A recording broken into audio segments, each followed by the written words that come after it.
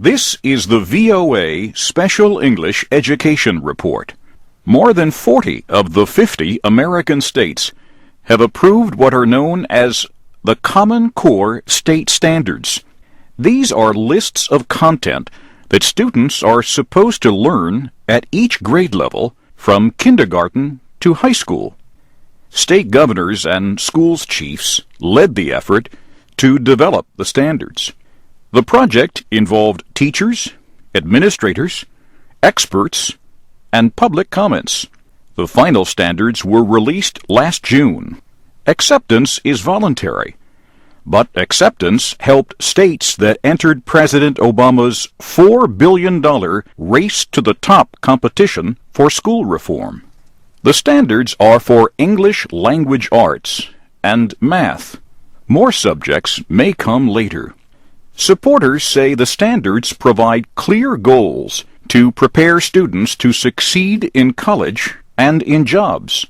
But critics of national standards say the idea goes against one of America's oldest traditions, local control of education. Political conservatives generally oppose federal intervention in schools. Yet it was a Republican President, George W. Bush, who expanded testing requirements to show that public schools are making yearly progress. Still, opponents of national standards call them one-size-fits-all.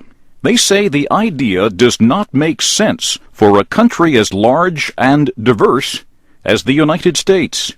One of those opponents is Bill Evers at the Hoover Institution at Stanford University in California. He was an assistant education secretary under President Bush. We are having Washington, D.C. having control and final say over and supervision over and direction over what is happening in the classrooms of America. Most changes, most positive influences have bubbled up from below. So it's closing the door on innovation by locking in a national uniform bureaucratic system. But the states don't have a problem in setting their curriculum. They've been doing it ever since there have been public schools.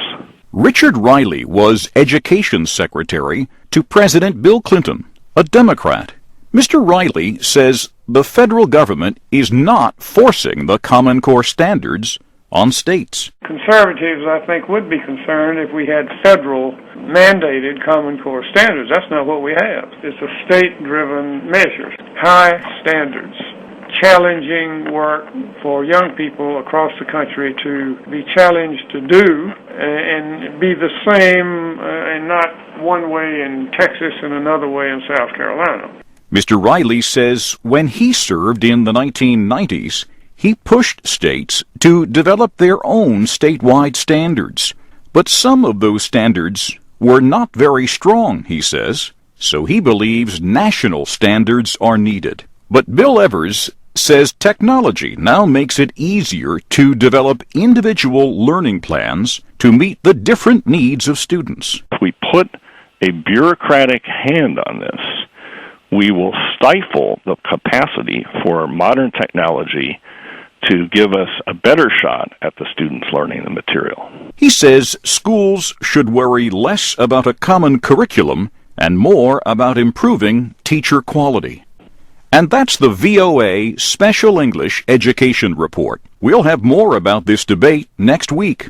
You can find a link to the Common Core Standards at voaspecialenglish.com. I'm Christopher Cruz.